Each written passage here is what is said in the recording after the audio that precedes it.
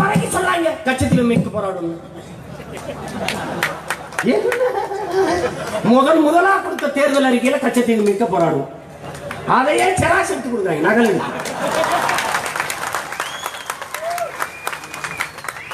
இதுக்கு பேர் என்ன தெரியுமா? கால கொடுமை. எங்க அப்பத்தான் சொல்லும், என்னவோ கால கொடுமை. அது இது கால கொடுமை. தமிழை ஆட்சி மொழியாக்க நாங்கள் போராடுவோம். 18 ஆண்டுகளா தொடர்ச்சியா மத்திய அமைச்சரவையில் இந்தியா பெண்ண பல்லாங்குழி ஆடிட்டு இருந்தீங்களா எல்லாரும்? ஆட்சி மொழியாக்க தமிழை ஆட்சி மொழியாக்க போராடுவோம். இன்னும் போராட தமிழ் ஆட்சி மொழியா ஆக்கும். இங்க பாருங்க, தமிழை ஆட்சி மொழியாக ஆக்க முடியாது. யாரு? அவங்க தேசிய கட்சிக்காரங்க, பாரதிய ஜனதா காங்கிரஸ்காரங்க. தமிழை மொழி ஆட்சி மொழியா ஆக்கும் இவங்க 2 பேரும் கூட்டு.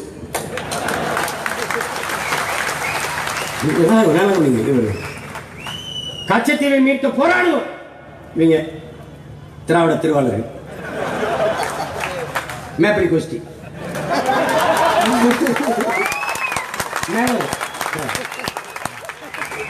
பெரிய நாயமார்கள். என்ன அது கொடுத்ததுதான் திருப்பி எடுக்க முடியும்ங்கிற பேச்சுக்கே இடம் இல்லை.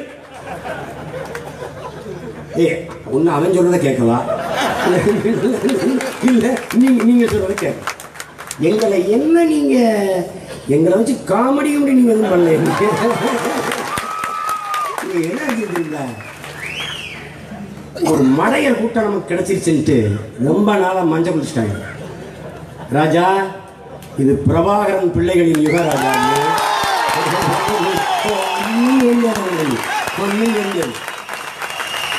இன்னும் 7 பேரை விடுதலை செய்வோம். யாரு ஆட்சியில் இருக்கும்போது என்ன பண்ணீங்க? அதெல்லாம் அப்படிதான் பேச முடியும். அவன் அந்த பேச்சு இடம் இல்ல, நாங்க விடவே மாட்டோம். நான் முதலமைச்சர், நீ சொல்லிட்டு போயிருப்பா. வெரி ஃபைன் மார்னிங், ஒரு அதிகாலை 3:30 3:30 கதவை திறந்துங்க எல்லாரும். நடக்குதா இல்லையா? நீ 10 ஆண்டுகளுக்கு மேலே தண்டனை பெற்ற எல்லாரும் விடுதலை. அதிகாலையில் வீட்டில் படுத்துட்டு நிம்மதியா இருங்க. இப்படி செய்து விட்டார், இது அரசியல் சட்டத்துக்கு எதிரானது, அதானது இதானது.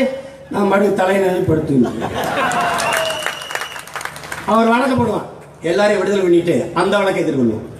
எப்படி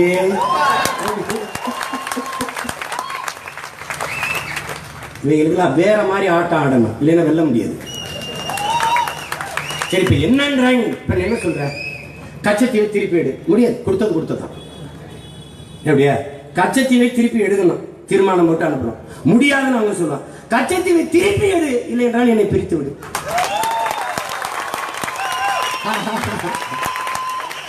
நான் அப்பவே சொன்னேன், இவன் ஒரு பிரிவினைவாதி, இவன் ஒரு ஆன்டி இந்தியன், இவன் ஒரு தேச துரோகி, இவனை நீங்கள் வெல்ல வைத்து விட்டீர்கள், பாருங்கள் பிரித்து எடுக்க கேட்கிறான். இது பண்ணுவான், அது பண்ணுவான். Quiet silent. திருப்பி வரலாம். Come on bus. என் தாய் நிலத்தில் ஒரு பகுதியை எடுத்து என் தேசத்தோடு இணை என்று சொல்கிறவன் நான் பிரிவினைவாதி. என் தாய் நிலத்தின் ஒரு பகுதியை இன்னொரு தேசத்தில் கொடுத்து விட்டு கொடுத்ததுன்னு சொல்ற நீ தேசியவாதியா? நீ தேசியவாதி? அதெல்லாம் வேற எங்கேயாவது வச்சுக்க. நீ நல்ல அப்பனுக்கு பிறந்தா என் ஆட்சியை கலைச்சி விடு.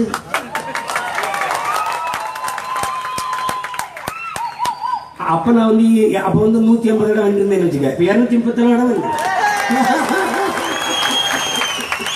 நீ ஒன்னும் என்னை பண்ண முடியாது ராஜா, ஒன்னும் பண்ண முடியாது.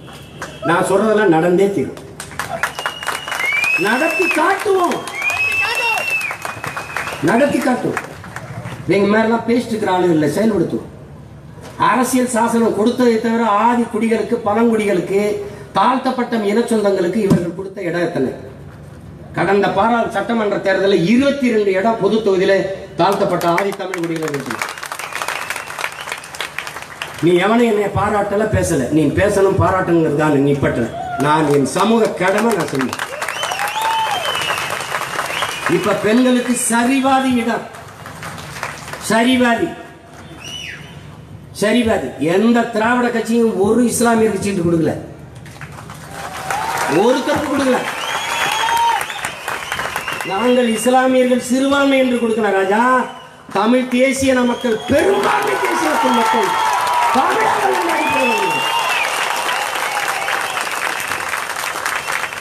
40 சீட்ல 5 சீட்டு 12 விழுக்காட்டுக்கு மேல கொடுக்கிறோம். அமமுக ஒரு இடம் எங்க அண்ணன் தள்ளான் பாவிக்கு. எதுக்கு? கூட்டணி வந்ததுனால அவருக்கு ஒரு சீட்டு. உங்க இடத்துல 39 இடத்துல எத்தனை சீட்டு? நகி.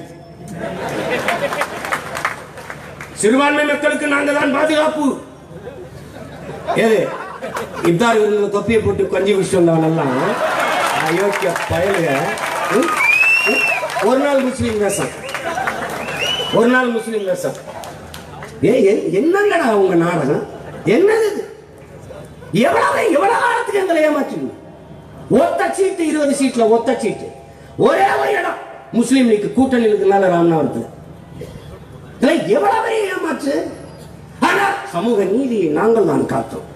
சமூக நீதி காத்த பெரிய புரட்சியாளர்கள் அந்த 10 விழுக்காட்டு பொருளாதார அடிப்படையில் வாயில எதை பொத்திப்படுத்த முடியும்? ஒன்றும் பேசல.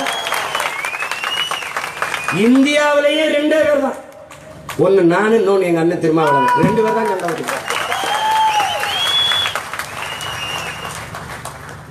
பெரியாரை பேசுபவர்கள் பேசிக்கொண்டுதான் இருப்பார்கள், பிரபாகரனின் பிள்ளைகள் தான் செயல்படுத்துவார்கள்.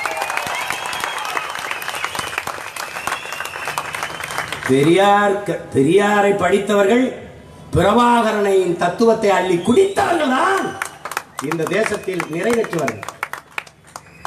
பெண்களுக்கு இடஒதுக்கீடு வெல்லுமா? அது சாதிக்குமா? செய்யறமா செய்யலையா? இது தேவையா தேவையில்லையா? என் மக்கள்கிட்ட ஒரு நோய் இருக்கு. நீ ஜெயிச்சிருவியா? நீ போட்டா ஜெயிச்சிருவியா? என் மக்கள் எப்படி நினைக்கிறாங்கன்னா, நல்லா தான் பேசுறான், பிள்ளைங்களாம் நல்லா தான் செய்கிறாங்க, ஆனா ஜெயிக்கிற வரணும், வரணும், நீங்கெல்லாம் வரணும். அம்மா நானா வர முடியாதம்மா, நீங்க போட்டாதாம்மா வர முடியுமா, நீங்க ஓட்டு போடுங்கம்மா, வந்துடும். எதுக்கு? பெரிய இன்டலெக்சுவல்ஸ், அறிவார்ந்த அறிஞர் பெருமக்கள் ஓட்டை வீணடிச்சிடாத, ஜெயிக்கிற பக்கம் போடு. 50 வருஷமா அவங்களுக்கு போட்டு போட்டு நாட்டை வீணாக்கிட்டு ஒரு ஓட்டை வீணாக்கிறத பத்தி பேசிக்கொண்டிருப்பது. என் அன்பு மக்களே, நீங்கள் எளிதானதை செய்யாதீர்கள், சரியானதை செய்யுங்கள். ஜெயிக்கிற பக்கம் ஜெயிக்கிற பக்கம் நிற்பவன் அல்ல வீரன், தான் நிக்கிற பக்கத்தை ஜெயிக்கிற பக்கம் தான். நிக்கிற பக்கத்தை எவன் ஜெயிக்க வைக்கிறானோ அவன் தான் உண்மையான வீரன். எனக்கு கற்பிக்கிறான் பெரிய பெரிய அறிஞர்லாம்.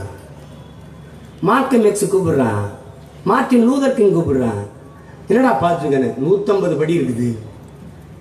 டேய் அண்ணாந்து பார்த்து மறைக்காதரா, நம்பிக்கையோடு முதல் படியில் கால் எடுத்து வை. முதல் படியில் எடுத்து வச்சான் 2016, அடுத்த படி எடுத்து வச்சான் ஆர்கனர் இடைத்தேர்வு, 3வது படி எடுத்து வைக்கிறோம், பெரும் பாய்ச்சல். ஒவ்வொரு படியா இல்ல, இந்த படி 3 படி தாண்டி கால் எடுத்து வைக்கிறோம். பெருத்த நம்பிக்கை ஒன்று நிற்கிறோம். என் மக்கள் நம்பிக்கை துரோகம் செய்து விட மாட்டார்கள் என்று நம்புகிறோம். பணத்தை நம்பி நிற்கிறார்கள், ஊடக பிரச்சாரங்களை பரப்புரைகளை நம்பி நிற்கிறார்கள். எங்களுக்கு ஊடக வலிமை அறவே கிடையாது. என்னை காட்ட மாட்டார்கள், தொலைக்காட்சி வெடித்து விடும். காட்ட மாட்டாங்க. நாம போட்டியிடுறோம்ங்கிறதே சொல்ல மாட்டாங்க. எல்லாருக்கும் விழுக்காடு போடுவாங்க, நமக்கு ஒரு முட்டையும் கூட போடுறதில்லை.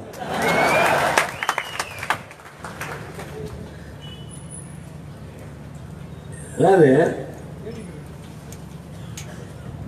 ஒன்றுதான், மாற்றத்தை விரும்புகிற மக்கள் எல்லோரும் ஒரு இடத்தில் கூடினால் அடுத்த நொடியில் மாற்றம். எல்லாருமே சொல்றாங்க ஒரு மாற்றம் வரணும், ஒரு மாற்றம் வரணும், ஒரு மாற்றம் வரணும். அது எங்கிருந்து வரணும், எப்போது வரணும்? நீ எப்படிப்பட்ட மாற்றத்தை விரும்புகிறாயோ அந்த மாற்றம் உன்னிலிருந்து தொடங்கட்டும் என்கிறார் அண்ணல் காந்தியடிகள். அதான் ரொம்ப முக்கியம். இது யாரோ செய்ய வேண்டிய வேலை என்று நினைத்துக் கொண்டிருப்பது பைத்தியக்காரத்தனம். இது நான் செய்ய வேண்டிய வேலை, என்னுடைய கடமை, என்னுடைய சமூக பொறுப்பு, என்னுடைய வரலாற்று பெரும்பணி என்கிற புரிதல் நம்ம ஒவ்வொருத்தருக்கும் வரணும். அதான் ரொம்ப முக்கியம். இதெல்லாம் செஞ்சு முடிச்சிருவியா சீமாங்கிறாங்க. இந்த பாருங்க, அறிஞர் பெர்னாட் ஷா, என் அன்பு தம்பி தங்கைகளே, என் அருமை சொந்தங்களே, உலகத்தில் எல்லோரும் பெரும்பாலான மக்கள் உலகம் போற போக்கிலேயே போக நினைக்கிறார்கள். இதுதான் இயல்பு. ஆனால் யாராவது ஒருவன் தான் உலகத்தை தன் போக்கிலே திருப்ப நினைக்கிறான். தன் போக்கிலே திருப்ப நினைப்பவன் முதலிலே பைத்தியக்காரனாக, சமூக விரோதியாக, எல்லோராலும் வெறுக்கப்படுபவனாக இருக்கிறான். ஆனாலும் பாருங்கள், இந்த உலகம் பெற்றிருக்கிற அத்தனை மாறுதலுக்கும் காரணம் உலகத்தை தன் பக்கம் திருப்ப நினைத்தவர்கள் தான். நாங்கள் இதை தன் பக்கம் திருப்ப நினைக்கிறோம்.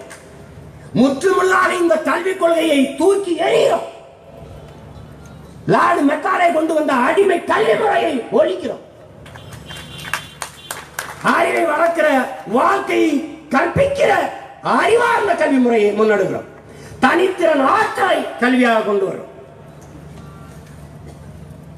தமிழர் நிலத்திலே ஆங்கிலம் ஒரு மொழிப்பாடம் மட்டும்தான். உலகத்தின் எல்லா மொழிகளும் எங்களுக்கு மொழிப்பாடம். ஆனால் பயிற்று மொழி எம்முயிர் மொழி தமிழ் தான். ஆங்கில பள்ளிகளை நாங்கள் மூட மாட்டோம். அந்த எண்ணிக்கை கிளையாக தாய் தமிழ் வழி பள்ளிகளை தொடங்குவோம். ஆங்கிலத்தை மொழிப்பாடமாக எங்கள் பிள்ளைகள் படித்து வருவார்கள். அறிவியல், புவியியல், வரலாறு எல்லாவற்றையும் தாய்மொழியிலே கற்று வருவார்கள். பொது தேர்விலே ஆங்கில வழி கல்விகளை படித்து வந்த பிள்ளைகளோடு என் பிள்ளைகள் மோதுவார்கள்.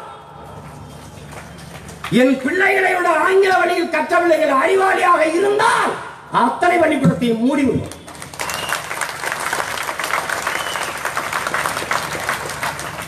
ஒரு நாள் தமிழ் வழியில் கற்ற என் பிள்ளைகள் உலகத்தின் உச்சியில் நிற்பார்கள். இதை நீ எழுதி வைத்துக் கொள்ளுங்கள்.